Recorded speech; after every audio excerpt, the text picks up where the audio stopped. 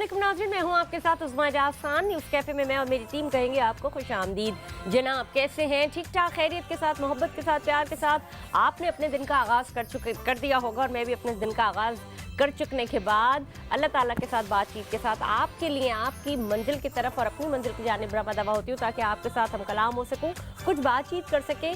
कुछ ऐसी चीज़ें जो शायद हमें नागवार गुजरती हैं वो भी हमारी बातचीत का हिस्सा होती हैं, और कुछ ऐसी चीज़ें जो हमारे लिए फ़ायदेमंद होती हैं वो भी हमारी बातचीत का हिस्सा होती है। सिलसिला ऐसे ही चलता रहता है और ज़िंदगी की गाड़ी इसी तरह से आगे बढ़ती रहती है। आज वीक का पहला दिन है और उसका स्टार्ट बहुत अच्छी तरह से होना चाहिए, मोहब्बत के साथ, प्यार के साथ तो होना ही चाहिए, घर वालों के साथ भी। लेकिन सबसे पहले ये कि जो आने वाला वीकेंड होता है फिर उसकी इस पूरे हफ्ते की थकान उसमें जाती है, लेकिन इस वीकेंड पे आपने क्या किया, क्या खाया, क्या पकाया, किन लोगों से मिला, ये बड़ी अहमियत का हामिल है। आपका वीकेंड बहुत भरपूर गुजरना चाहिए, बहुत अच्छा, बहुत ही लेविश गुजरना चाहिए। लेविश से मुराद सिर्फ ये नहीं होता कि आप मोटे मोटे खाने खाएं, लेविश से मुराद ये होता है कि आप बहुत अच्छी तरह से अपने आप को एंजॉयमेंट दें, अपने आप को रेस्ट दें, अपने रिलेशनशिप्स को ग्रो करें और अपने बच्चों के साथ एक माहौल बनाएं, उनके साथ प्यार का माहौल बनाएं, उनके साथ बातचीत का, कम्युनिकेशन को अपनी बड़ी वास्ट करें, ताकि कुछ ऐसी चीज़ें, चाहे वो पढ़ाई में हो, चाहे वो आपकी नाराज़गी में हो या किसी चीज़ में भी हो, ताकि उसका रिजॉल्व हो सके।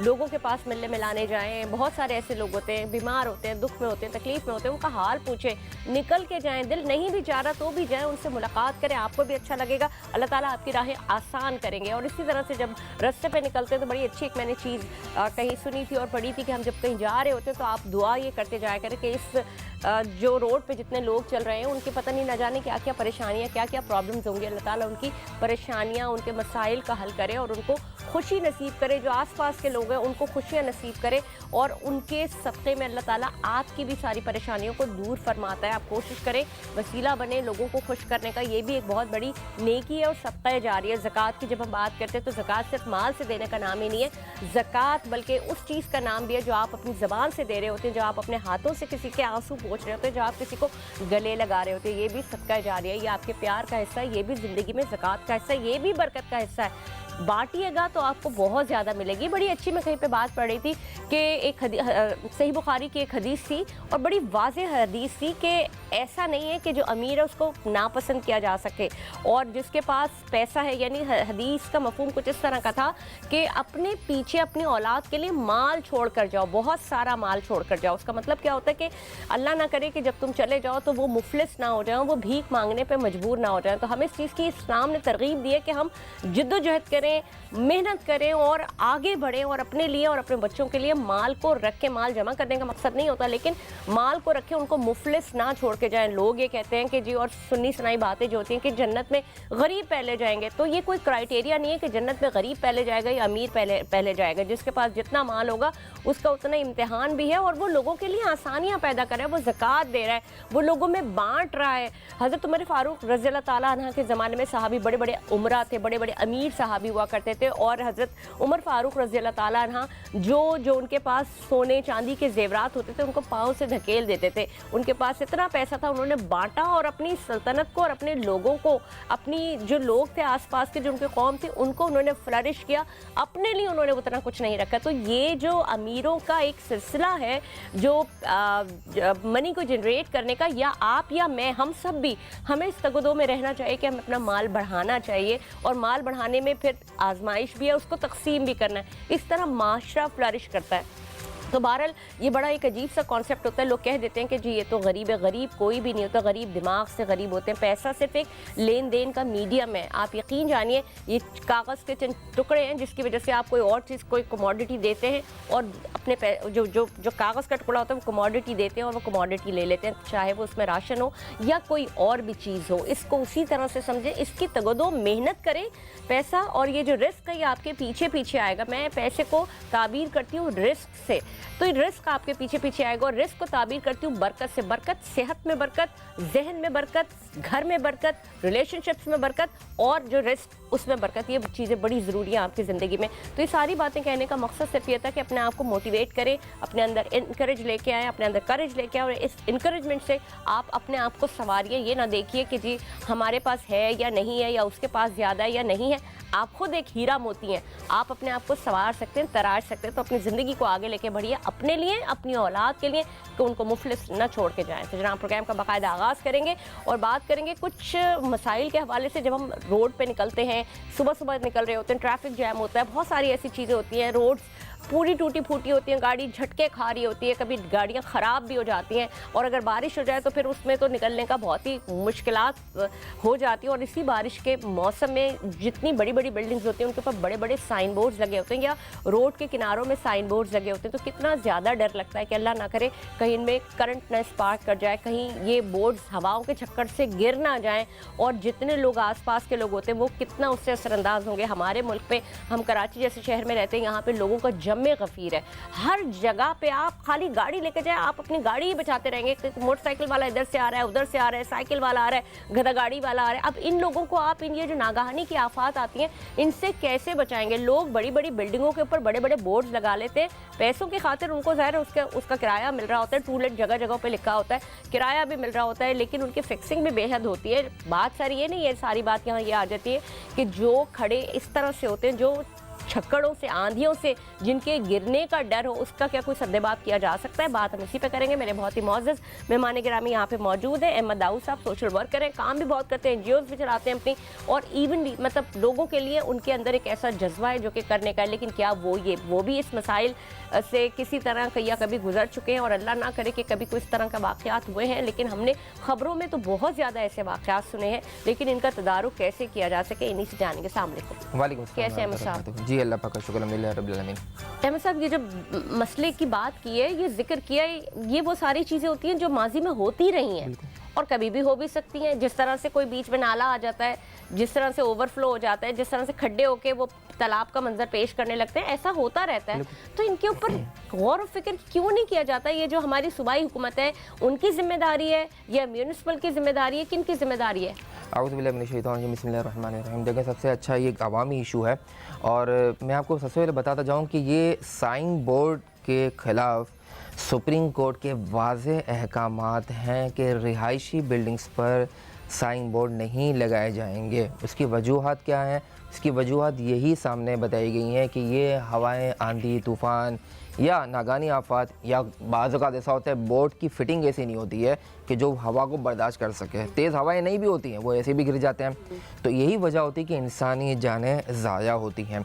वाज़ेह अहकामात हैं, लेकिन आप कराची शहर में आप जाएँ तो तकरीबन रिहायशी बिल्डिंगों के ऊपर इतने बड़े बड़े साइन बोर्ड लगा दिए गए हैं। अगर ये गिरे तो 10-15 लोगों को तो ऐसे ही लेके निकल जाएंगे, लोग ज़ख्मी हो जाएंगे। अच्छा, अहकामात के बावजूद भी अमल दरामद करना हमारी हुकूमत की जिम्मेदारी है, चाहे उसमें वज़ीर आला सिंध हो, चाहे मेयर कराची हो, चाहे वो डीएमसी हो, सब अंडर में ना सारी चीज़ें हैं। टीएमसी हो, केएमसी हो, एडवर्टाइजमेंट जो कंपनी है, उनको इजाज़त आखिर देता कौन है? इसके पीछे आके माफिया कौन इनको लीड कर रहा है?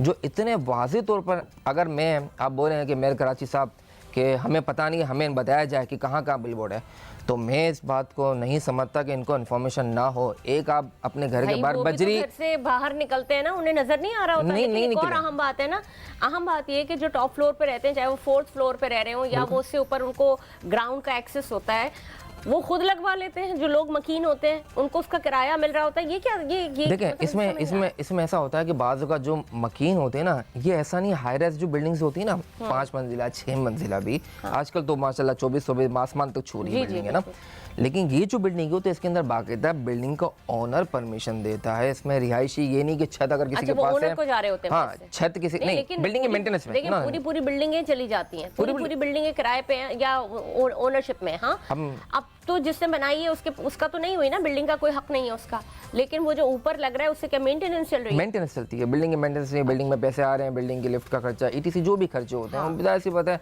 अब हर चीज़ तो बिल्डर तो नहीं बताता, ओनर तो नहीं बताना, एग्रीमेंट तो सामने कमेटी के बाज़ औक़ात होते हैं, बाज़ औक़ात नहीं होते हैं। ऐसी भी बिल्डिंगें देखी हैं कि मिसाल के तौर पर हमारी जो मशहूर है बालकनियाँ जिसे कहा जाता है, गैलरी कहा जाता है, तो वो उनकी गैलरियों के आगे लगे हुए बोर्ड पूरा बंद कर दिया, उनका पूरा फ्रंट बंद कर दिया। अब वो उस बंदे की घर की वैल्यू मिसाल के तौर पर 60 लाख रुपए, तो वो लगा दिया तो 40 लाख रुपए पे आ गई। बिल्कुल। अब वो अपने 2.5 लाख, लेकिन वो उसका जिम्मेदार है कि वो चाहे तो नहीं लगाए। हाँ, नहीं लगाए, असल में मसला ये है कि आप और हम अगर रसाई हमारी आला हुकाम तक डायरेक्टली है ना, हाँ। तो हम बहुत जगह पे पुलिस को भी अच्छा, एक रिसोर्स सवाल और है, मैं इसी को कंटिन्यूटी में लेके चल रही हूँ। इसी तरह से मोबाइल के जो बड़े बड़े टावर्स हैं वो लगा दिए हैं। हाँ, सिग्नल्स के लिए जैमर्स लगाए जाते हैं, टावर लगाए जाते हैं। टावर कितने buildings पे खतरनाक हैं, कितना खतरनाक है। हार्ट अटैक वाला जो एक पेशेंट है, हार्ट पेशेंट है, उसके लिए तो ये समझ लें कि एक सारे सिग्नल्स जनरेशन वहीं से होती है। खतरनाक चीज़ है। रेस आप ऐसी बात है, दिल को आप अटैक करते हैं। बहुत सारी ऐसी चीज़ें जिस पे ऑर्डर्स हैं, लोगों को असल में अवेयरनेस भी नहीं है। आप मिसाल के तौर पर हटाना चाहें तो आप कोर्ट के जरिए भी कर सकते हैं, आप आला हुकाम लेकिन से आपको शिकायत नहीं में लगता कि हमारे यहाँ जो कानून है वो सिर्फ किताबों में है, सिर्फ बस। लिखत पढ़त में, अदालतों में हाजिरी लगाई जाती है, होता कुछ नहीं है। किसी को पकड़ के आप अंदर डाल दें, 4 दिन बाद खबर लेंगे वो बाहर ही होगा, आपको पता भी नहीं होगा वो कहाँ है। नहीं, तो माशाल्लाह आपको पता है ना, पुलिस भी है हमारी। अगर पुलिस है या दीगर जो इदारे हैं, हर बंदा बुरा नहीं होता, 5 उंगलियां बराबर नहीं है, जाहिर सी बात है। अच्छे लोग भी हैं, जाहिर सी बात है। अगर मैंने एक कंप्लेंट की तो अब आपको पता है कि हमारे को फ़ोन आ जाएगा, पुलिस का फ़ोन आ जाएगा, भाई ये तो बहुत बड़े लोग हैं, इनके तो यहाँ तक रसाई है, यहाँ तक रसाई है। तो ये रसाई वाली जो सोर्स होते हैं, अब जब गरीब आदमी होता है या 60-70 लाख 80 लाख के फ्लैट में रहने वाला बंदा होता है, बोलता है यार भाई मैं रोजी रोटी कमा रहा हूँ, कहाँ से लूँगा, कोर्ट में जाऊँगा, थाने जाऊँगा, कोर्ट कचहरियाँ करूँगा। आजकल वैसे लोगों के फाइनेंशियली हालात इतने, और ये इतना बड़ा माफिया है कि आप बिलबोर्ड को रोकेंगे ना मिसाल के तौर पर, तो आप घर पे पहुंच जाएंगे, धमकियां देना स्टार्ट कर देंगे, अब उनके खिलाफ कंप्लेंट करें। मुझे एक बात बताएं, माफिया कौन सा नहीं है? पानी नहीं है, पानी में फिर वो टैंकर माफिया, तो एक हर जगह चीज़ माफिया। आप जिंदगी में हर चीज माफिया है। आप देखें सुप्रीम कोर्ट के जो ऑर्डर्स हैं, वाटर टैंकर माफियाज के खिलाफ भी हैं, साइन बोर्ड के खिलाफ भी हैं, इलीगल बिल्डिंग्स के खिलाफ भी है, पोर्शंस के खिलाफ भी हैं, केडीए के हवाले से आपने खुद भी ये देखा होगा, बहुत सारे हैं। मुझे याद आती जा रही हैं चीजें कि अब बिल्डिंग खड़ी हुई है, उसमें नाकस मटेरियल लगा हुआ है, बिल्कुल। उस पर भी बोर्ड लगा दिया, वो बोझ भी तो होता है ना। देखें मैं आपको बताऊं, बिल्डिंग बनती है ना, एक बिल्डिंग बनी तो उसके अंदर बाकायदा एसबीसी का रूल है, SBCO, Sindh building control ordinance O, और KBTP Karachi building town planning, उसके अंदर बाकायदा मेंशन किया गया है कि अगर बिल्डिंग आपने तामीर करनी है तो सबसे पहले जो मटेरियल यूज़ कर रहे हैं ना, उसका मटेरियल लेबोरेटरी टेस्ट कराया जाएगा कि भाई ऐसा तो कराता है ये बिल्डर की जिम्मेदारी है, और उसके ऊपर कोई भी नहीं कराता। ना किस मटेरियल का इंतजाम है। आप आजकल की बिल्डिंग तो ऐसी है कि आप एक हथौड़ी मारें तो वो कील पूरी दीवार के अंदर चली जाएगा और वो बाहर आ जाएगा पूरा मलबा। अच्छा, तो ये आप बाहर की दुनिया में देखिए, उन्होंने वो सिर्फ स्ट्रक्चर बनाते हैं, बाकी पूरा वुड की होती है उनकी ना, वो स्ट्रक्चर भी उसका नहीं होता वो, और ऐसा होता है कि अब बच्चा गिरा हो, अगर उसका हाथ लगा या सर लगा, वो अंदर ऐसी ही होती है। लेकिन आज तक हमने वहाँ पे नहीं देखा कि कोई चीज़ गिर गई हो, कोई चीज़ ये तबाहाली आ गई हो, इतनी नाजुक होती है, नहीं होता। हमारे यहाँ आप देखें कि बिल्डिंग खड़ी हुई है, उसमें चाल आ जाती है, बिल्कुल लचक आ जाती बिल्कुल है, आ जाती कभी है, टेढ़ी हो टेढ़ी जाती है। तो है। इसका मतलब क्या है? इसका मतलब ये कि उसको तो पहले जिस वक्त वो बन रही थी कच्ची में ही चाल आ गई ना। बिल्कुल। तो क्यों ये सारे काम भी नहीं होते? देखिए सिंध बिल्डिंग कंट्रोल अथॉरिटी की ये जिम्मेदारी है इन अफसरानों की जो हमारे टैक्सेस पे पलने वाले हैं, जो हमारी टैक्सेस पे नौकरियां कर रहे हैं, पैसे कमा रहे हैं, तो हमारी जान की हिफाजत करना भी इनकी जिम्मेदारी की जान की हिफाजत है। आप एक प्लॉट है 80 गज का, उसके ऊपर आपने 6 मंजिला बिल्डिंग बना दी है। आप चले जाए लियाकताबाद में, बड़ी बड़ी बिल्डिंग है बना दी है 6, मतलब इसके बाद फिर पेंट हाउस भी है, 6 के बाद भी पेंट हाउस है। अब लियाकताबाद जैसे एरिया में भी पेंट हाउस मिलता है। तो आप देखिए इसको कंट्रोल करने की जिम्मेदारी है। अब एक 80 गज के ऊपर आप कितना मटेरियल डालेंगे, और अब बोलते तो इसकी परमिशन नहीं है। और मुझे बताएं, जितनी ऊपर जाएगी उतनी नीचे भी तो जानी चाहिए मजबूती के लिए। हाँ बिल्कुल, इतना सरिया लगना चाहिए, इतना मटेरियल यूज होना चाहिए, मटेरियल भी पावरफुल होना चाहिए, ये ऐसे लोकल मटेरियल नहीं होना चाहिए। इंसानी जान, आप देखें ना, गुलबार में बिल्डिंग गिरी थी, कोरंग में बिल्डिंग गिरी थी, तो कितने लोग मर जाते हैं। हुए। मुझे ये भी बताइएगा कि जब ये एक दुकान की विड्थ कितनी होती है और कितना वो होता है? देखिए मिसाल के तौर पर अब मैं आपको बताऊँ, मुख्तलिफ एरिया में ना मुख्तलिफ चीज़ें चलती हुई आती हैं। मिसाल के तौर पर किसी का 10 बाई 10 की दुकान है, 8 बाई 10 की दुकान है, 6 बाई 8 की दुकान है जी, कबूतर खाना है, कबूतर खाना है। हाँ। अब आप देखें ना लियाकताबाद में आप जाते हैं, 80 गज में क्या है, 80 गज इतना सा प्लॉट है आपका, और आपने 6 मंजिला बना दी, 7 मंजिला। अब इलीगल भी है, अब ये बोलते हैं हमें कंप्लेंट करें। अगर इलीगल बनना है कंप्लेंट करें। आप और मैं, आप रोड पर सिर्फ एक लाइन खोद के दिखा दें पानी की लाइन बिछाने के लिए, या रेती बजरी का सिर्फ एक आप सुजुकी डाल दें, पुलिस की मोबाइल नहीं आएगी तो आप मुझे बता दीजिएगा 1 घंटे में। माजी में देखा था कि जो साइन बोर्ड रोड्स पे लगे होते थे और आपके फुटपाथ के करीब होते थे, बड़े बड़े साइन बोर्ड्स होते थे, वो बहुत गिरे आंधियों से, और वो लोगों पे, चूंकि लोग खड़े हैं बस के इंतजार में या रिक्शा टैक्सी के, उनके ऊपर गिरे, बड़े हादसात वाकयात, सड़क क्रॉस करने के दौरान भी खड़े होते हैं। उसके बाद ये ऑर्डिनेंस भी आया और बहुत सारी चीजें, लेकिन इम्प्लीमेंट ही नहीं होता। इम्प्लीमेंट माशाल्लाह हमारे यहाँ पे किस चीज़ पर हो रहा है। साइन बोर्ड के खिलाफ ऑर्डर लगे हुए हैं, इलीगल बिल्डिंग्स के खिलाफ ऑर्डर लगे हुए हैं, वाटर टैंकर माफिया के खिलाफ लगे हुए हैं, चार्ज पार्किंग जो शहर का सबसे बड़ा मसला है कि एक 30,000 रुपये कमाने वाला, 40,000 रुपये कमाने वाला बंदा रोज़ अगर पार्किंग में जाता है तो 10 रुपये फीस है मोटरसाइकिल की, कानूनी, वो नहीं देता। और 20 रुपये कार की है, और अभी कार की मैं लेकिन आपकी मैं यहाँ पे बात तस्सी करूंगी। देखें, अनफॉर्चुनेटली जो लोग अगर कभी आप बाजार जाएं, आप पार्क करें गाड़ी, ना उनके पास रसीद होती, बिल्कुल, ना उनके पास रसीद होती, और ना ही उनके पास कोई ऐसी अथॉरिटी, कोई कार्ड होता आपको टेंडर नहीं होगा। नहीं, वो है ही नहीं ना। सारे जिसका दिल करता है वो आके खड़ा हो जाता है, वो कहता है कि जी मैं करवा रहा हूँ, मुझे आपने पैसे देने। अच्छा, वो मांगते क्या है? वो 30 से 40 रुपए मांगते हैं, और 50 रुपए दिया आपने, उसके बाद वो वापस नहीं करते। यानी तो ये भी भीख का एक सिलसिला हो गया ना, कि वो पैसे मांग रहे हैं एक बंदे से, जबकि वो अथॉरिटी, वो उसको अथॉरिटी ही नहीं है। आप 50 रुपये की बात करें, 100 रुपये से 150 रुपये गाड़ी की पार्किंग ले रहे हैं। और रात के टाइम पर आप किसी रेस्टोरेंट पे फैमिली के साथ निकलता है बंदा, जाता है, करता है। अब आप देखें, अभी ऑर्डर पास हुआ है कि जो भिखारी हैं सिग्नल्स पे खड़े हुए हैं उनके खिलाफ क्रैकडाउन किया जाए। अब उनकी तादाद में इजाफा हो जाएगा, पैसे बढ़ जाएंगे। जो पैसे अगर मिसाल के तौर पर इदारों में जो लेने वाले लोग हैं, सबको पता है, कोई ऐसी बात नहीं, ढकी छुपी नहीं है, उनके पैसों में इजाफा हो जाएगा। ऑर्डर पास हो गया हाई कोर्ट की तरफ से। किसके पैसे? गधा गिरो जो इनको जाहिर सी बात है सपोर्ट करते हैं। अब ट्रैफिक पुलिस है, वो भी है, पुलिस है, पुलिस की ऑर्डर किसको जारी हो रहा है? साहब देखें, आप किस चीज को देखेंगे? आप पुलिस को आप देखें, बेचारे इतने बुरे हाल में होते हैं, उन पर रहम आता है। इतनी धूप गर्मी में वो जिस तरह खड़े होते हैं, काम करा रहे होते हैं, बेशक अपनी ड्यूटी निभा रहे हैं, लेकिन फैसिलिटीज ही नहीं है ना। नहीं, असल में मैं आपको बताऊं, देखिए, मैं आपकी बात से मैं एग्री भी करता हूँ और इख्तलाफ भी करता हूँ, दोनों करता हूँ। मसला ये है कि मैंने आपसे एक ही अर्ज़ की कि पांचों उंगलियां बराबर नहीं होती, अच्छे भी हैं, बुरे भी हैं। देखें, जो सड़क पे पुलिस वाले खड़े हुए हैं, मिसाल के तौर पर धूप पे खड़े हुए हैं, तो ये कराची के वही शहरियों को तंग करने वाले लोग हैं, और ये कोई कानून के मुताबिक काम नहीं कर रहे हैं। ये रोकेंगे, अपने पैसे जेब में डालेंगे और काम चला लेंगे। बिल्कुल यही होता है, बिल्कुल हर चौक पे, हर चौकी पर। वजह से तो इन जैसे माफियाओं को बड़ी एक स्ट्रेंथ मिली है ना, क्योंकि वो इनका भत्ता उन्हें भी जा रहा है। निजाम बनाने वाला, निजाम को पता नहीं, जिसको पैसे मिल रहे हैं उसको इतने पैसे मिलते भी हैं कि उसका घर चल रहा है। पैसे मुझे तो नहीं पता।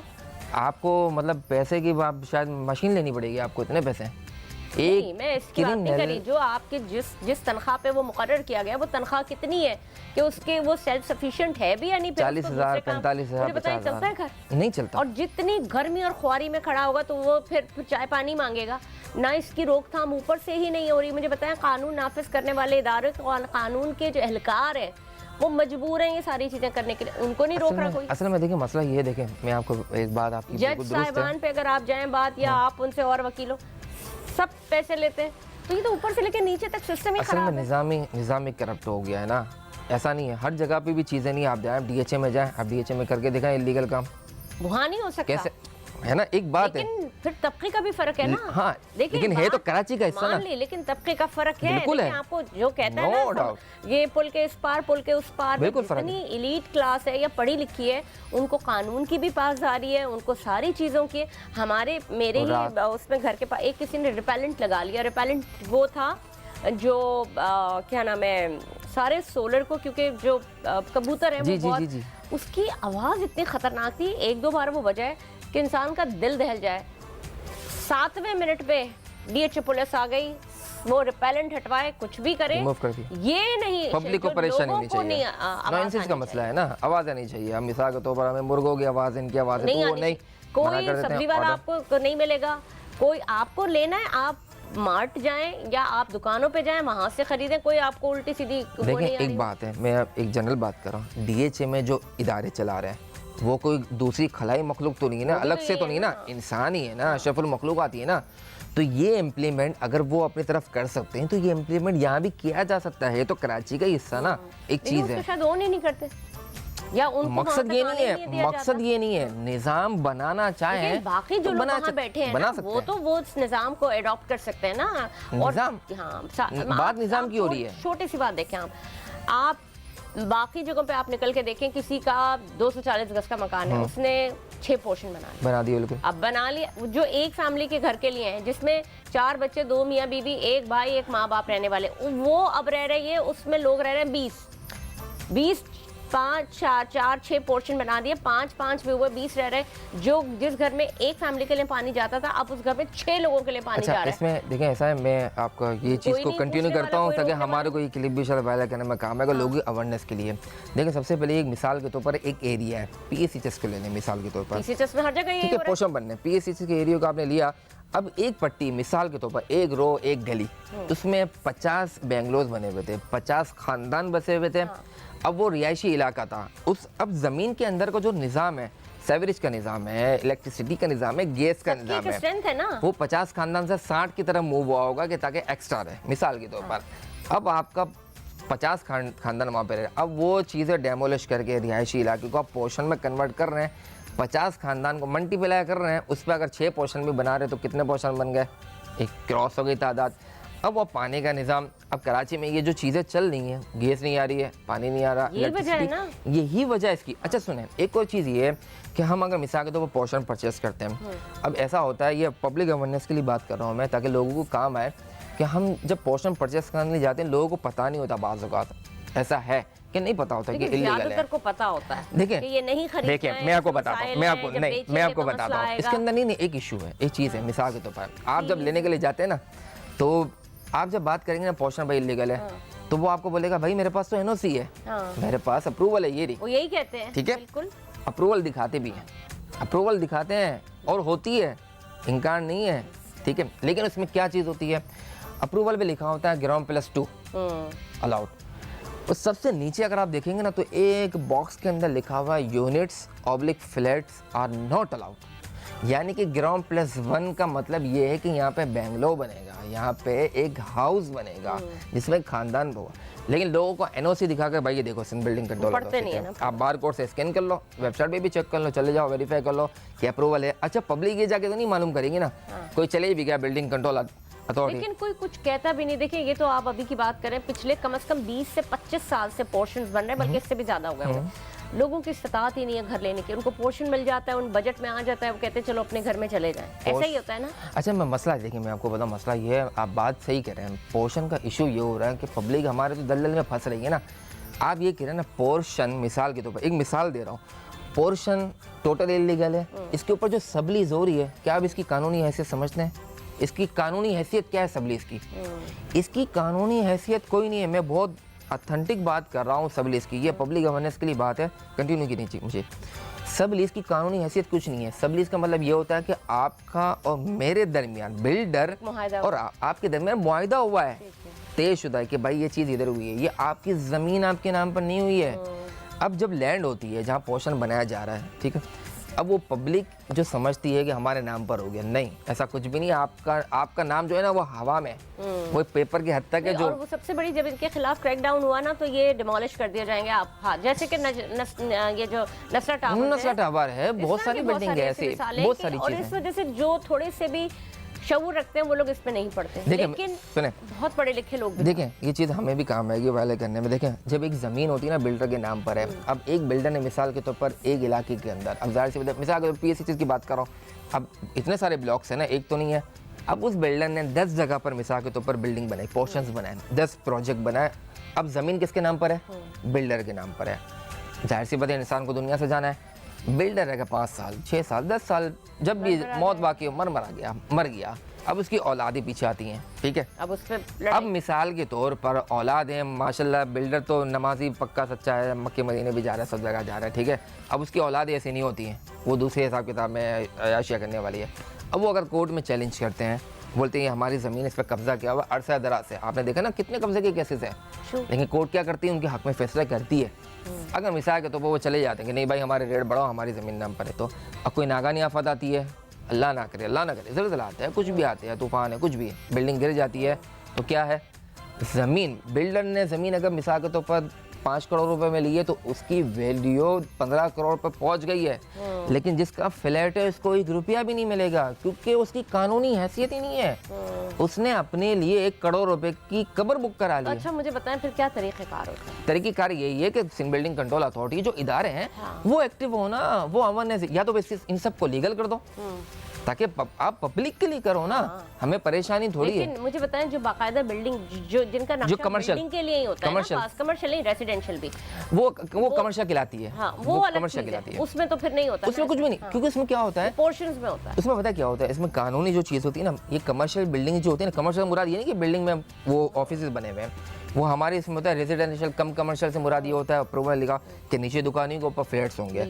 अब अप्रूवल मिसाल के तौर पर मिली इतने यूनिट्स बनाए जा रहे हैं, इतने फ्लैट्स, उसमें फ्लैट की मुटेशन आपके नाम पर होती है, उसमें समझ लो आप हिस्सेदार हैं बाकायदा, आपको कानूनी कोई इशू नहीं है। अच्छा, अब आपकी ये मुझे बताएं कि जब वो पोर्शंस बनते हैं तो उसमें टैक्स का भी कोई मसला नहीं होता कि टैक्स देना है नहीं देना, क्योंकि वो तो जमीन के नाम पे टैक्स आता है। वो तो बिल्डर के ओनर के पास जाना है ना, और उसे एक बार तो फिर उसको क्लियर, आपको क्लियर करने के बहुत सारे तरीके कार हैं कि हमने बेच दिया, ये कर दिया, वो कर दिया, हमने फलाना कर दिया, बहुत सारी चीज़ें शो हो जाती हैं, उसका कोई अब तो टैक्सेस पे भी जाहिर सी बात है, अभी प्रॉपर्टी के।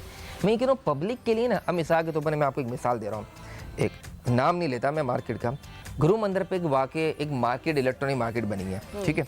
अब उसका नक्शा जो पास हुआ है वो 250 दुकानों का हुआ है, ठीक है।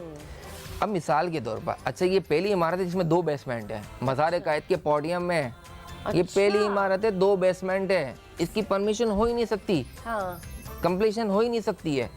250 दुकानों की अप्रूवल मिलती है। अब हम मिसाल के तौर पर, मैं इतनी तो है नहीं दुकान, 10 लाख रुपए की दुकान है नहीं, इतनी की बात कर रहा हूँ, 10 लाख रुपए से मल्टीप्लाई 250 करते हैं, जो फिगर आता है 250 दुकानें, आपके पैसे इस तरफ हैं ये वाले, लेकिन बिल्डर ने क्या किया, उस पर 250 की अप्रूवल के ऊपर 550 से ज़ायद दुकानें बना दी हैं, यानी डबल से भी ज़्यादा, डबल से भी ज़्यादा। तो ये पैसे, तो मतलब क्या किया उसने कि वो एरिया ज्यादा खाया है या अब 10 मिसाल के तौर पर, हाँ मिसाल के तौर पर 20 बाय 25 की दुकानें बनानी थी मिसाल के तौर पर, तो उसने 10 बाय 10 कर दी, अब वो 2 दुकानें निकल आएंगी, 3 दुकानें, तो उसने पूरा, अब मिसाल के तौर पर आपको सीढ़ियाँ बनानी है, कोई पूछने वाला नहीं है, सील किया, पूछा, देखें सील किया, 6 महीने पहले बिल्डिंग को सील कर दिया गया, सील ऑर्डर लिखा गया, सील किया, इसके बाद जाहिर सी बात है खिला दिए। अब देखें सील तोड़ने के ऊपर, सील खोली नहीं गई है, बिल्डर ने खुद खोली है, सील तोड़ने के ऊपर मुकदमा बनता है, FIR होनी चाहिए। अब ये पब्लिक का सरमाया है। अब अगर मिसाल के तो अच्छा, और हैरान कौन बात ये है कि उस बिल्डिंग का मुकदमा हाई कोर्ट के अंदर पेंडिंग में है और नाज़िर ने इसके ऊपर रिपोर्ट दे दी है कि भाई इसमें ये इलीगलिटी शामिल है। अब पब्लिक को क्या, पब्लिक को बेचारे को ना केस नंबर पता, पब्लिक को यार सस्ती दुकान मिल रही है, मेरे बच्चों के पीछे सेफ्टी हो जाएगी, हर बंदा बेचारा अपनी पीछे बच्चों के लिए करता है ना। अब उसमें क्या है, अब मॉल नहीं चल रहा, अब क्या नई चीज़ निकाली है, ये रिसेंटली चीज़ें चली हैं, मॉल नहीं चला, नाकाम हो रहा है, ऑफर निकाल दिए, 3 महीने के लिए आपको दुकानें फ्री दी जा रही है, आई है सिर्फ मेंटेनेंस दीजिए 5000 रुपये और बेड़ियाँ। अच्छा, मॉल खुल जाए ताकि आबाद हो जाए, इसके बाद 3 महीने के बाद सबको लात मार के निकाला जाएगा, वो बोलेंगे भाई हमारे भाई ये किराया। वो तो बोल रहे हैं ना 3 महीने के लिए आए बस। देखिए मैं आपको ये नहीं कह रहा, वो कह रहे हैं, वो उनकी बात दुरुस्त है, वो अपनी जगह सही है, वो उनका एग्रीमेंट हो गया, समझ लें, बोलने एग्रीमेंट है।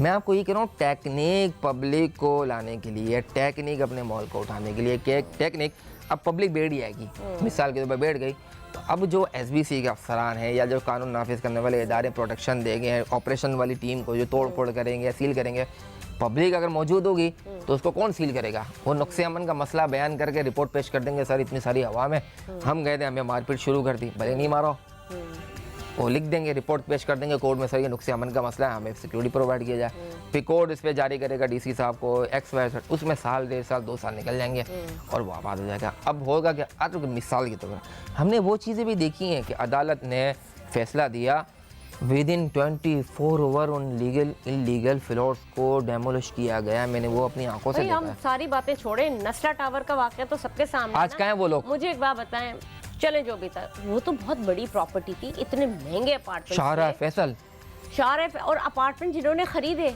उन बेचारों का क्या कसूर था? अब मुझे बताएं, मगर गवर्नमेंट को भी इस चीज़ का थोड़ा हिसाब किताब रखना चाहिए था। जो हो गया, कितने लोग, क्या उनको कुछ मिला? देखिए कुछ भी नहीं मिला किसी को, आज सर दरबदर है, कोर्ट ने ऑर्डर दे दिया कि भाई इनको हिस्सा दिया जाए, ये दिया जाए। अब क्या है, बिल्डर मर चुका है, सब जगह मीडिया पे चल चुका है, बिल्डर मर चुका है, बिल्डर का इंतकाल हो गया, अब उसके वारिसिन कौन है, इधर जाए, एक बंदा दुबई में बैठा हुआ है, एक यहाँ बैठा हुआ है, अब वो लोगों को जाहिर सी पता रसाई भी नहीं है ना, तो मुझे नहीं सकते, उस जगह पे बना देना, गवर्नमेंट दे उनको। क्यों बना दे, वो बिल्डर की जमीन है, बिल्डर के नाम पर है जमीन, कैसे देगा? अब देखें वही वाली बात आ गई ना जो मैं आपसे अर्ज कर रहा हूँ कि बिल्डर मर गया, अब उसकी औलाद है, कॉम्पनसेट कौन करेगा फिर? ये तो गवर्नमेंट का काम है, हमारा काम थोड़ी, हम तो डिस्कस कर रहे नहीं, हैं। आप उसको अब किसी तरह इंटरपोल के जरिए बिल्डर को बुलाएं। बिल्डर तो मर चुका है, नहीं, जो भी इसके लवाहिकीन है, ये इंटरपोल के जरिए बुलाया जा। अब ये जाहिर सी बात है, इसमें भी कानूनी, आपको कुछ आइडिया है बिल्कुल। कि एक अपार्टमेंट कितने का था वो?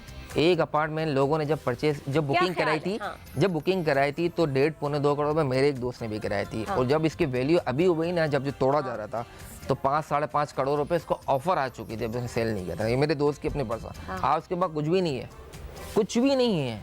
वो खुद रेंट के घर में रह रहा है। हाँ। मैं इसको जानता हूँ, आज भी रेंट के घर पर है। वो कह रहा है यार ऐसा ही नहीं है, कोर्ट का ऑर्डर दे दिया, हम इदारे, अब कोर्ट ने ऑर्डर दे दिया, कोर्ट का काम ऑर्डर देना है, इम्प्लीमेंट के लिए ऑर्डर जारी करना है। अब जज साहब कुछ तो नहीं आएंगे इम्प्लीमेंट के लिए क्या कोई जो चिराग के जिन आएंगे, कौन आएगा या इनको मार पड़ेगी तब होगा? तो इम्प्लीमेंट के लिए भी जो ऑर्डर तो मुताल्लिका इदारों को दिया जा रहा है ना, लेकिन उनकी लेकिन वो भी नहीं तो करते। टीम होती है ना, जो जाती है, सर्वे करती है, ये करती है। आप मुझे एक बात बताएं, नॉर्मली अगर आप ठेलों पे देखें या बचत बाजारों में देखें, प्राइस लिस्ट लगी होती है, क्या वो फॉलो करते हैं? नहीं करते। कोई एक भी फॉलो, अच्छा उसमें A quality, B quality, double A quality.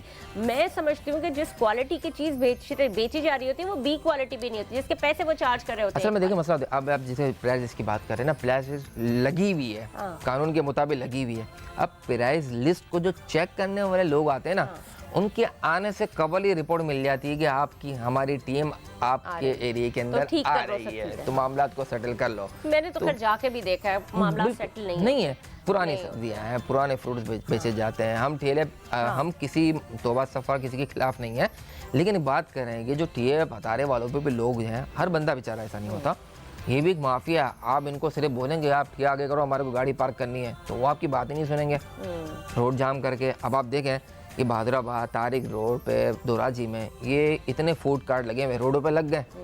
अब गाड़ियां लगी हुई पॉर्किंग में, अब पीछे एक मोटरसाइकिल या एक गाड़ी निकलने की जगह ही नहीं है। अब वो रेजिडेंशियल इमारतें भी, उसके नीचे चूल्हे जलने, गैस के सिलेंडर लगे हुए हैं, निज़ाम भरम भरे। जैसे कि आपने अभी इन्होंने बात की फूड कार्ट के हवाले से भी इतना ट्रेंड हो गया। अब तो खैर बहुत ही जो नौजवान हैं, इसमें कोई शक नहीं है कि वो बहुत सारे कामों में अपने आप को आगे भी बढ़ा रहे हैं, नई नई इनोवेशंस कर रहे हैं बिजनेस की, चाहे वो फूड कार्ट के जरिए, चाहे वो नए नए मेन्यूज़ के हवाले से हो, और बहुत सारी जगहों पे ये हो भी रहा है, लेकिन उसका कोई मौसर इंतज़ाम नहीं है। बात वही आ जाती है कि जिनको हम पुराने ज़माने में ठेले वाले कहें, तो चाहे वो आप ये देखें कि जो सदर की जो मार्केट होती थी उसके पीछे पधारे लगे हुए हैं, पूरे पूरे ठेले लगे हुए हैं, और अभी भी बाहर के अगर आप साइड पे देखें, सदर की साइड पे, तो वो उन्होंने फूड के पूरे ठेले लगाए हुए हैं, जो एक तरीक़ेकार है बहरहाल। अब उस जगह से अगर आप किस तरह से अपनी गाड़ी निकालेंगे, या जो गाड़ियों की एक जम्मे गफीर लाइन लग जाती है, या फिर ट्रैफिक जैम हो जाता है, इन मसाइल से कैसे नबरद आज़मा होगा? देखिए मिसाल के तौर पर अभी मुख्तलिफ जगहों पर हमने जो सुना है मीडिया पर, हम गए भी, ज़ाहिर सी बात है नाम नहीं लेता, पब्लिसिटी है, मुख्तलिफ जगहों पे फूड स्ट्रीट बना दी गई है स्पेशली, बना दिए जाए। हाँ, जैसे बनी है अभी, जी वो तो बनी है बिल्कुल, मुझे तो बिल्कुल पता है, लेकिन इसी आगे तरह भी बना देनी इसी चाहिए। तरह कोई ऐसा मकाम होना चाहिए जहाँ ये जितने हमारी नौजवान नस्ल है, देखिए कारोबार करनी है ना, भीख तो नहीं मांगनी ना, बिल्कुल हमें ही ऑब्लाइज हमें करना है, डिस्करेज तो नहीं करना ना। ऑब्लाइज करना है। अगर ये कमाएंगे तो यही तो टैक्सेस पे मुल्क को चलाएंगे, कर्जा थोड़ी लेना पड़ेगा। अगर आप हमारे बच्चों को कुछ करने ही नहीं देंगे तो वो फिर निज़ाम ही पूरा उल्टा हो जाएगा। लेकिन इसका तरीक़ेकार देखेंगे, एवरेज फूड स्ट्रीट बना दी जाए, वहाँ इनको सिक्योरिटी का निज़ाम, इलेक्ट्रिसिटी का निज़ाम, इनकी जो सहूलियात है, ऐसा निज़ाम बनाया जाए। ये जो सिलेंडर का इस्तेमाल किया जाता है फूड कार्ट्स के ऊपर, ये ख़तरनाक, इंतहाई ख़तरनाक है। एक कार्ट के ऊपर कोई चीज़ हो गई तो वो लपेट में गाड़ियों को भी ले लेगा, बाइक को भी ले लेगा, रिहायशी बिल्डिंग होगी उनको भी लेगा।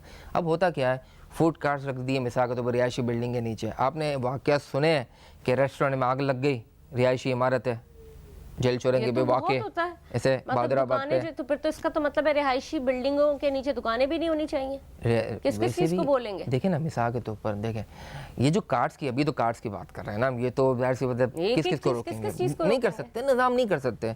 लेकिन देखें उनकी भी तो जान की वैल्यू है ना। अब वो हमारे जो नौजवान नस्ल है उनकी हिफाजत करना भी तो हमारी जिम्मेदारी है, हमारी हुकूमत की जिम्मेदारी है। एक जान जाने के ऊपर आप जान थोड़ी दे सकते हैं, सेफ एनवायरनमेंट तो देना, सेफ एनवायरनमेंट है। अच्छा हम घर से निकलते हैं, सबसे पहले तो हमारे लिए हम अपने आप को सेफ ही नहीं समझते हैं, महफूज ही नहीं समझते हैं। गाड़ी में निकलते हैं, सिग्नल पे खड़े हैं तो बिगाड़ी आपको इतना सर दर्द कर देंगे, आप स्ट्रेस में आ जाएंगे, आप ना जिद हो जाते हैं। और मुझे तो कभी-कभार डर लग रहा होता है कि जो तुमसे मांगे और तुम्हें नहीं देना है तो धुतकारो नहीं, लेकिन इतनी टेंशन लेकिन देते हैं। इमोशनल ब्लैकमेलिंग की जाती है इसको माजरत के साथ कि वाकई आप पूछ सकते हैं कि आप अल्लाह के नाम पे नहीं दे रहे भाई, तो अल्लाह के नाम पे आप काम करें। आप यकीन करें, मैं अपने मतलब करीबी दोस्त साहब आप रिश्तेदार हैं मेरे, अपने घर की मिसाल देता हूँ, घरों में काम करने वाली मासियाँ नहीं मिलती हैं, लेकिन अगर सड़कों पे आप देखें इतनी मांग, इनसे काम करा नहीं करेंगे, नहीं करती। मेहनत की कमाई के लिए इनको अगर पैसे दिए जाएं ये नहीं करेंगे, लेकिन आदत हो गई है। फिर आप ये देखें जुल्म की एक इंतहा हो गई है कि आप सड़कों पर एक मासूम बच्चों को लेकर उसको, मैंने सुना है, मेरे को कंफर्म नहीं है कि इनको इंजेक्शन दिया जाता है नींद के यार आप एक मासूम बच्चे पे मतलब मेकअप करके उनको जख्मी कर दिया औलाद जाता जन्म है। कितना नहीं, उनके शायद होते भी नहीं है वो तो नहीं होते ना, उनके नहीं होते, लेकिन एक इंसान तो है ना लेकिन बच्चा। ऐसी मासियां भी देखिए, मैं वही बात बताती हूँ। अब आप क्लास का फर्क भी होता है। जो डीएचए में आती है मासियां, लोग उनको चैरिटी भी बहुत कर रहे होते हैं, बिल्कुल, अल्हम्दुलिल्लाह। अल्हम्दुलिल्लाह, बहुत अच्छी बात है। और वो बहुत अच्छी तरह से, मतलब माशरे में कहीं ना कहीं तो अगर हम आगे होंगे, आपकी शुरू वाली मिसाल कि आप कमाएं अपने बच्चों के लिए, घर वाले, अब आपने कमाया तो आप अपने काम करने होगा वाली तो मासी देंगे को ना। सपोर्ट करेंगे हाँ, ना। हाँ। आप रमजान में ज़कात खैरात के लिए अगर रोडों पर सड़कों पे बांटेंगे, हाँ। तो इससे बेहतर ये है ना कि आप अपने घर के अंदर देखें। बड़ा तो सबसे बड़ा आपका अजर घर आपके और घर का है। हाँ बिल्कुल, आपके घर का है, हाँ। आपके घर का है, रिश्तेदारों का है, अजीज़ अकारिब का है, पड़ोसियों का सबसे पहला हुकूक है। और आप देखिए कभी कभार ये भी होता है, जितने सड़कों पे वाले पे सबको कराएं इफ्तार, तो कराना बहुत ही अच्छी बात है, खाना जा रहा है ना, खाना जा रहा है, लेकिन ज्यादातर वो होते हैं जिनका रोजे ही नहीं होते। बिल्कुल ऐसा ही है। जिनका रोजे होता है वो घरों में बैठते हैं कि वो एहतमाम करते हैं, दुआ भी होती है, और दुनिया भाग रही होती है। रमजान में जितना ऐसा ही। नज़्म ज़ब्त देखा होता है कि जी घर भाग जाना है और इफ्तार करना है घर वालों के साथ, एक और देखें temptation होती ये है घर की। जज्बा है ना कराची वालों के अंदर ही है। देखें आप और मिसाल, खिलाना तो मैं कहती no हूँ कोई doubt, बात नहीं, अल्लाह ताला कराची सबको, कोई सड़क आपने देखी है खाली नहीं खाली होती क्या है। बात होती है। हालांकि उन लोगों में वो लोग भी शामिल होते हैं जो बेचारे 50,000 रुपए सैलरी पर होते हैं। आपको बताऊं, मैं हाफिज से अगर आप आ रहे हो, वहाँ पे एक नहीं मुतादिद घर है, मैंने कोई दिन वहाँ नहीं देखा कि ट्रक उतरता है और ट्रक पे देगे होती हैं। कोई एक दिन रमजान का मैंने नहीं देखा, और वो एक 2-4 देगे नहीं होती, वो देगे ट्रक की होती है और वो उतर रहा होता है, रोजाना का है। कराची के लोगों का जज्बे को आप दिल कोई बहुत नहीं पूछ सकता, कोई नहीं पूछ सकता। आप कोई मोटरसाइकिल खराब हो, पब्लिक 10 लोग टो करने के लिए आ जाएंगे, पेट्रोल खत्म हो, खवातीन साथ में हो, प्रोटेक्ट करने के लिए खड़े हो जाते हैं। हाँ। कोई भी मसला हो, पानी हो, गटर भर जाते हैं, बारिश होती है, पब्लिक खड़ी भी होती है, इदारों के साथ भी खड़ी है ना, इदारों से मुराद डिपार्टमेंट, डीएमसी, केएमसी जो भी है, टीसी, सबके साथ खड़ी है ना, हमारी आवाम खड़ी होती है। लेकिन इन आवाम के साथ ज्यादती, अब आप देखें, मैं आपको एक छोटी सी, अब प्रोग्राम एंड पे होगा, अब बच्चे आजकल अगवा हो रहे हैं। अब पुलिस ने क्या चला दिया एक अवेयरनेस के लिए कि अपने बच्चों की हिफाजत करें, माँ बाप स्कूल की वैनों में भेजें तो एहतियात करें, स्कूल से खुद लेने जाएं, ये करें वो करें। अब पुलिस अगर ये हमें बोलेगी, जो हिफाजत करने वाला इदारा है, आप अपनी चीजों को स्ट्रॉन्ग कर छोड़े ना, आप बाजार में जाएं, अपने पर्स और अपने मोबाइल की खुद हिफाजत करें। What does it mean? और ऐलान करते हैं कि भाई जहाँ पे जेब कटती है, तो मतलब यानी कि आपने उस बाजार को भी आपने गंदा कर दिया। हाँ, आप बता रहे हैं, इत्तला दे रहे हैं कि तो भाई यहाँ पकड़े, आपको पता है जब पकड़े है ना, मिसाल के तौर पर आपको पता है नहीं पकड़ते, अच्छे लोग बेचारे काम करना चाहते हैं। देखें हम अभी नेगेटिव की सारी बात हुई है, लेकिन अच्छे लोग भी हैं जो चाहते हैं कि इस मुल्क का निजाम अच्छा बने। वही बात आती है कि यहाँ पे अमीर होना पड़ेगा। बड़ा मैंने शुरू में नाज़रीन आप लोगों से बात की थी, मैं फिर से ये बात दोहरा रही हूँ कि आप सबको, हम सबको अमीर होना पड़ेगा, और इसके साथ साथ दिल बड़ा करना पड़ेगा। दिल भी अमीर बड़ा के होगा साथ जब पैसा आएगा ना। देखिए ये गलत, पता नहीं, मैं आपको सच बता रही हूँ, मुझे नहीं पता, लेकिन जब पैसा आता है ना, कुदरती तौर पे, मुझे सबका नहीं पता, लेकिन शायद ऐसा होता है, ये एक फिनोमेना है, खर्चने का दिल करता है, खर्चने नहीं का है। दिल। ऐसा हर जगह पे तो नहीं है, हमने तो नहीं देखा। हमने तो बहुत सारे लोग ऐसे भी देखे हैं, जाहिर सी बात है, बड़े बड़े लोग देखे हैं जिनकी जेब से पैसे निकलते हैं, लेकिन फिर वो अमीर नहीं होते, फिर वो आजमाइशों का शिकार होते नहीं, हैं। वो अमीर भी नहीं होते। देखिए अमीर ना दिल का अमीर होता है, अमीर का मतलब होता है दिल का। और अमीर ये नहीं होते कि कुछ पैसे आ गए अपने। अमीर जो मैंने आपको भी बताया, ये बड़े बड़े शानदार 50,000 तनख्वाह वाला बंदा एक दस्तरखान लगा के इफ्तारियां करा रहा है लोगों को, असल अमीर वो है। बिल्कुल। असल अमीर ये नहीं है कि बड़ी गाड़ियों में लीड क्लास में बैठ के, लेकिन बड़े लोग भी बहुत चैरिटी करते हैं। नो डाउट ना, मैं आपको बता रही हूँ, मैं तो आई एम वेरी इम्प्रेस्ड। जो हमारी कम्युनिटी है ना, लोग चलते ही नहीं लोगों से ना, देते इन्हीं से चल रहे हैं। अब हर जरूरी तो नहीं है कि अगर आप दे रहे हैं तो आप ऐलान करेंगे मस्जिद में जाकर, इसको जरूरत नहीं है बताने की, जो कर रहा है वो बोलते हैं हमारा नाम नहीं आना चाहिए। हाँ, आप अपने हिसाब से कर रहा है वो कर रहा है। और जिसको देखिए, जिसको अल्लाह ने दे दिया ना, बिल्कुल, फिर उसको अपनी आखिरत की फिक्र होती है। मैं ये बात बता रही हूँ, कम होता है ऐसे कितने, मैं आपको बड़े बड़े कुछ स्टार्स के बारे में पांचों बताऊं, उंगलियां बराबर स्टार्स कुछ बन जाते हैं ना, जब स्टार्स जो होते हैं बड़े नामवर इंडिया के हो गए, हमारे यहाँ के जो स्टार्स हैं वो चैरिटी शुरू कर देते हैं। क्यों? हाँ, इतने इदारे चला रहे हैं हमारे, क्यों करते हैं वो चैरिटी? लोगों की मदद करते हैं कि जब उनके पास आता है तो उनका दिमाग भी खुलता है और वो कहते हैं हम अल्लाह की राह में कुछ करें, अपनी आखिरत को संवार लें, कुछ करें। हाँ, एक वक्त आता है, वक्त, और वही बात ही जवानी में भी आ जाता है। जवानी में जो अल्लाह ताला ने के लिए उसने कर जोश जज्बा आपका जवानी का जो होता ना, कहा है ना कि जवानी में हज कर लो, जवानी चीज है ना, ये जोश जज्बा जो जवानी का होता है ना, वो आपको आगे तरक्की की राह पर गामजन कर देता है, वो आपको आगे लेके चले जाता है। कराची के लोगों के लिए तो आप जाहिर सी बात है इनके साथ, लेकिन ज्यादती जितनी होती है ना, कोई इदारा साथ नहीं इसमें देता। बिल्कुल कोई शक नहीं। हम घर से महफूज नहीं है। मैक्सिमम रेवेन्यू जनरेट कराची से होता है, 70% रेवेन्यू जनरेट करने वाला शहर और सबसे ज्यादा टैक्स देने वाला ओल्ड सिटी एरिया, जो कराची के मईशत का हब पाकिस्तान चला रहा है। और ये सारा आप देखें उनके साथ सौतेली माँ की शुद्ध सलूक हो ना, वो भी मेरे ख्याल में इससे भी बदतर है। सौतेली माँ वाला सलूक होता है, इससे बदतर है, इससे बदतर है। आप निजाम देखें, धुआं मिट्टी, आप घर से निकले आप सेफ नहीं है, मोबाइल फोन स्नैच होने की। कभी-कभी मैं सोचती हूँ ना,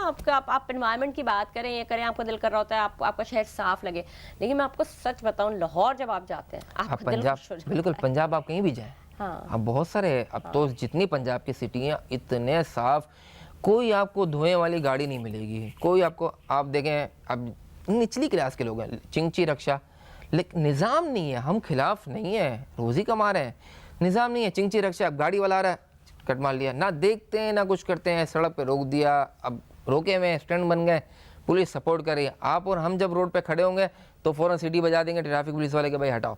लेकिन वही सड़क के ऊपर जब चिंची रक्षा की लाइन लगी हुई होगी ना, उनको हटाने वाला कोई नहीं होगा। और ये हमने अपनी आंखों से देखा है। आप ये देखें, जो बैगर्स है ना, यकीन करें सिग्नल खुला है वो आगे पड़े हुए। हाँ? आप मुझे बताएं कि अल्लाह ना करे लग जाए तो गर्दन हमारी कटे। आपने ये वाकया देखा होगा, सोशल मीडिया पे बहुत वायरल हुआ था, सदर गुल प्लाजा के करीब, वो बना फ़कीर था कोई, मेरे ख्याल में मांगने वाले लोग थे, आपस में झगड़ा हुआ, ट्रैफिक पुलिस वाले बीच में आए, बोला क्या हुआ मसला, बोले ये सिग्नल है ना हमारा 6 महीने से है, हम 6 दिन की छुट्टी पे गए, इन लोगों ने कब्जा कर लिया, उसमें आपस में झगड़ा हो गया और सोशल मीडिया पे वीडियो वायरल हुई। तो सिग्नल्स की रकम तय हुई, वो तो देखें, वो तो बिके हुए, मान ली बात, लेकिन आप ये बताएं, मुझे सिर्फ एक ईमानदारी से बताएं, सिग्नल बंद है या नहीं भी बंद है, वो जो रेडी पे मांग रहे होते हैं ना, उनको फिर जान, अल्लाह ना करे एक वो हो जाए तो गर्दन किसकी पकड़ी जाए? हमारी पकड़ी जाएगी। तो कि इन्होंने ये कराची के दूसरे लोगों के साथ जुल्म करते हैं, मर गया तो बिल्कुल अल्लाह ना करे। जिस तरह से बड़ी गाड़ी में बैठे वाले की तो वैसे ही गर्दन पकड़ते हैं सबसे पहले। ऐसा ही है, ऐसा ही है, असल में निज़ाम ही नहीं है ना। देखें ना, अब ट्रैफिक पुलिस की जहाँ बात कर रहे हैं, भले सैलरी हम इनके फेवर में, इनको तनख्वाहें देनी चाहिए, ये तनख्वाहें बढ़ेंगी इनके घर में। अब देखें, वो भी अपनी बीवी बच्चों के लिए कर रहे हैं, घर वालों के लिए कर रहे हैं, कोई चरस या शराब थोड़ी पी रहे हैं, पेट पाल रहे हैं। अब उसको खुद को भी पता है, उसको खुद को भी पता है बेचारे को, यार मेरे घर पे आप 1000 का नोट लेके जाए, आपको नजर नहीं आएगा। मुर्गी आप चिकन लेने के लिए जाए, 1300 रुपये क्रॉस कर जाती है, कभी 1500 कर जाती है, कभी बर्ड फ्लू आता है, किसी बीमारी आती है तो सस्ती आ जाती है। इशू के लिए पानी की आप देखें, पानी महंगा हो जाता है। हमारे यहाँ पे एक निज़ाम है। अब जाहिर सी बात है, अगर हमारे इदारों के अंदर जो लोग हैं काम करने वाले, आपकी बात बिल्कुल ठीक है, अगर उनको ऐसी सैलरी, इतनी रकम मिल जाए कि वो अपना गुजर बसरा अच्छे अंदाज से करें, उनकी ज़रूरियात पूरी हों, ताकि तो ये काम नहीं करेंगे, ये चीज़ें रोक दी जाएंगी। वो भी ये थोड़ी चाहते हैं कि हम कराची के लोगों के साथ जुल्म करें, ज्यादती करें, ये हरगिज़ कोई भी नहीं चाहता। लेकिन हम सबको शायद अपनी ज़िंदगी को खुद ही बदलना पड़ेगा। जो मैं समझती हूँ कि हम अगर घर में 4 लोग हैं, जैसे मैं हर प्रोग्राम में बार बार कहती हूँ, अपने बच्चों को इस तरह से परवरिश कीजिए, उनको सबसे पहले जब वो छोटे ही होते हैं उनको कारोबार की नो हाउ दीजिए, उनको बताइए जो आप कर रहे हैं वो सारी चीज़ें बताइए। जहाँ हम अच्छी बातें करते हैं उनको प्रैक्टिकल अप्रोच नहीं देते, उनको दबा दबा के रखते हैं।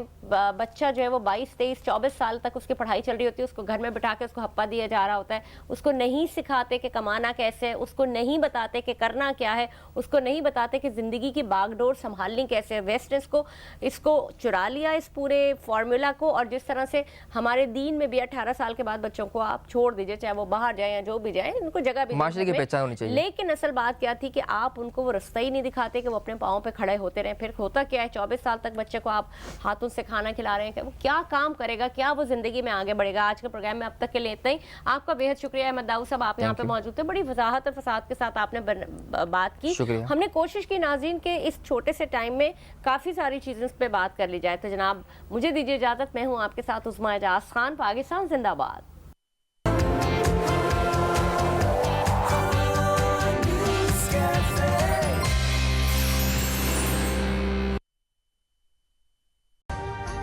अभी सब्सक्राइब करें ताकि कोई खबर रह न जाए।